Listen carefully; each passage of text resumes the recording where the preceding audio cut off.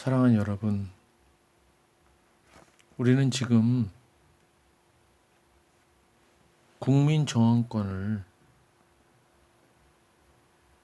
이야기해야만 하는 그런 시대에 살고 있는 것 같습니다. 그렇다면 과연 국민 저항권이라는 것이 헌법적인, 법률적인 자유민주주의 국가에서 국민들에게 보장된 권리인지, 그래서 우리가 당연히 이 자유민주주의 체제를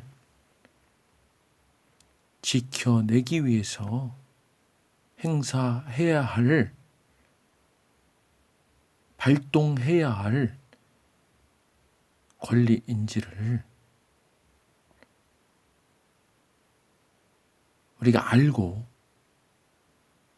지금 이 암흑 같은 시대에 우리는 마땅히 우리 해야 할 일을 해야만 할 것이라고 생각합니다. 그래서 오늘은 국민 저항권에 대해서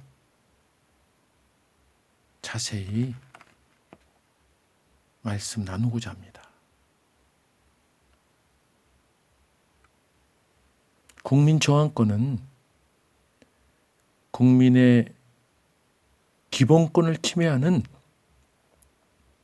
국가 권력의 불법적 행사에 대하여 그 복종을 거부하거나 실력 행사를 통하여 저항할 수 있는 국민의 권리를 말합니다. 그래서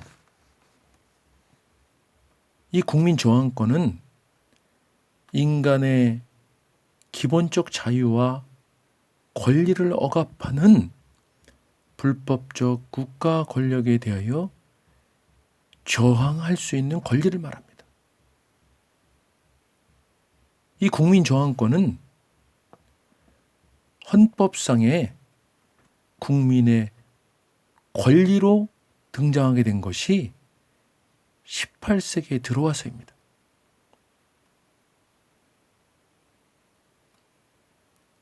(1776년부터) 1784년 사이에 시민의 권리 선언 형태로 나타난 미국의 각주 헌법, 즉 버지니아, 펜실베니아, 매사추세츠, 버몬트, 뉴햄프셔주의 헌법에 저항권이 규정되어 있고, 또 1789년에 프랑스 인권선언과 1793년에 프랑스 자코뱅 헌법에도 저항권 규정이 있습니다. 2차 세계대전 후에는 1946년에 서독 헤센주 헌법, 1947년에 서독 브레멘주 헌법, 1950년에 서독 베를린 헌법, 1968년에 서독 연방공화국 개정 헌법 등의 각각 저항권의 규정이 들어 있습니다. 그 전형적인 규정 양식을 보면 헌법에 규정된 기본권이 현저하게 침해될 때에는 모든 국민은 저항할 권리가 있다. 서독 베를린 헌법입니다. 또는 이 자유민주주의 질서를 배제하려고 시도하는 어떠한 자에 대해서도 모든 독일 국민은 다른 구제 방법이 없을 때 저항할 권리를 가진다. 서독 연방공화국 헌법에서 규정하고 있습니다. 이와 같이 저항권은 기본적 인권과 자유민주주의 체제를 수호하기 위한 최후의 수단으로 되어 있습니다. 따라서 국가 권력에 대한 모든 저항이 저항권으로 정당화되는 것은 아닙니다. 저항권은 어떠한 독재 체제를 수호하기 위해 행사할 수는 없고 또 자유민주 체제를 파괴하기 위해 원용할 수도 없는 것입니다. 오로지 인간의 존엄과 가치를 존중하고 보호하는 자유민주주의 헌법 질서의 쟁취와 수호를 위하여 행사할 수 있는 시민의 기본권입니다. 그것은 그 본질에서 시민의 기본권을 지키기 위한 기본권인 것입니다. 저항 상황은 폭정과 찬탈의 두 경우에 나타납니다. 폭정은 지배자가 법률에 따라 통치하지 않고 자기 멋대로 다스리는 경우이고, 찬탈은 법률에 따라 통치권을 획득하지 않고 비합법적으로 그것을 손에 넣는 경우입니다.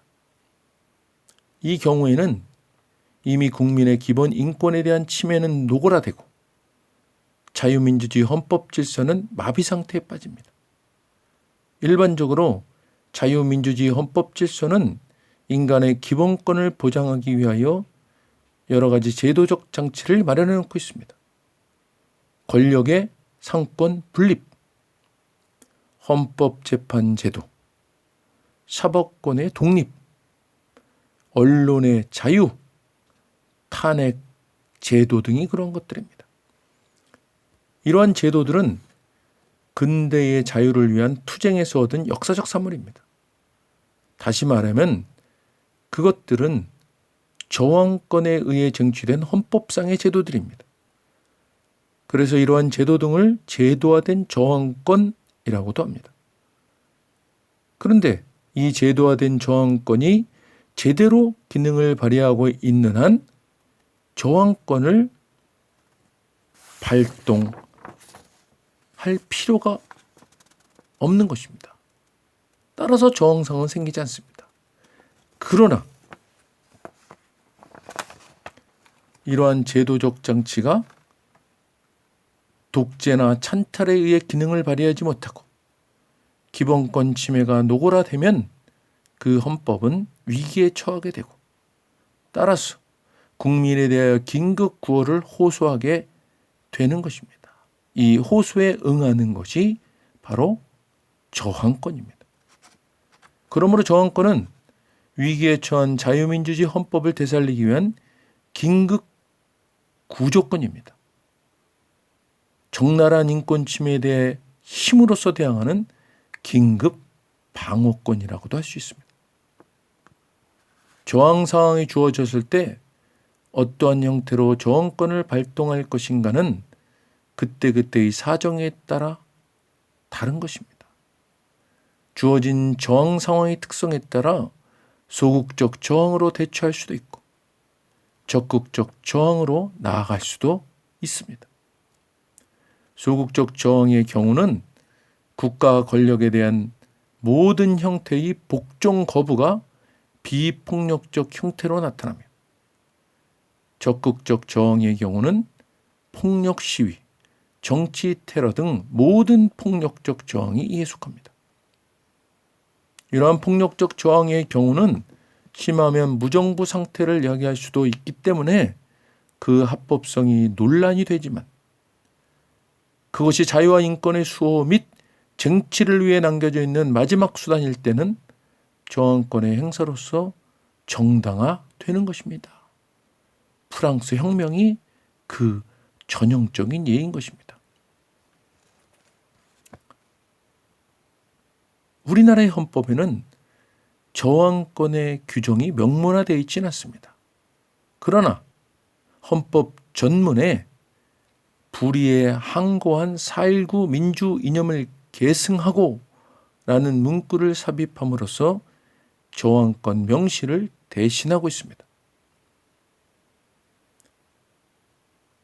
개헌안 작성자들의 의도가 그 문구를 저항권에 관한 완곡한 표현이라는 점을 양해했음을 상기할 때 저항권에 관한 근거 규정으로 해석해도 무방할 것입니다. 그러나 이것이 저항권에 관한 근거 규정일 수 없다고 보는 경우에도 그런 권리가 부인될 수는 없는 것입니다. 그것은 애당초 자연법에 근거한 인간의 자연권이기 때문입니다. 마치 인권이 헌법에 규정되지 않았다고 할지라도 그것은 인간의 자연권으로 존재하는 것과 같이 저항권도 그러한 인권이 있는 이상 그것을 수호하기 위한 자연권으로 인간에게 주어져 있는 것입니다. 이 권리를 헌법에 규정하는 것은 그 자연권의 존재를 확인하는 것뿐이며 실정법상의 권리를 창설하는 것은 아닙니다. 다만 법적 효과 면으로 볼 때 저항권을 헌법에 규정하는 것은 그것을 헌법재판의 준거 규범으로 삼을 수 있다는 데 있을 것입니다.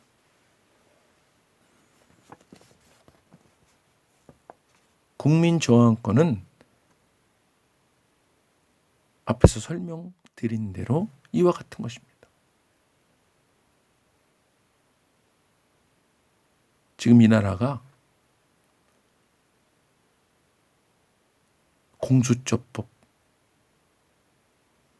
연동형 비례제, 검경 수사권 조정, 국회는 제1야당을 완전히 무시한 채 날치기 통과시키는 상권 분립이 무너진 그런 상황이 되었습니다. 국회의장을 국무총리로 임명하고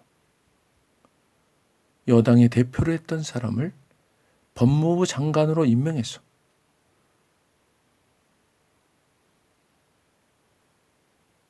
정권을 향한 헌법기관인 검찰의 수사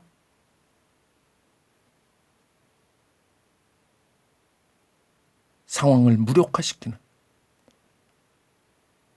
이런 한 번도 경험해보지 못한 나라로 이끌어가는 이런 상황에서 우리는 자유민주주의 체제를 수호하고 자유시장 경제 질서, 우리 헌법에 명시되어 있는 이 대한민국의 권리를 지키기 위해서 헌법 전문에 명시되어 있는 4.19 이념을 계승해야 될 때인 것으로 믿습니다. 사랑하는 여러분, 깨어나야 합니다. 국민 저항권은 우리에게 부여된 권리이며 마지막 이 대한민국을 수호하기 위한 헌법적인 명문 규정인 것입니다.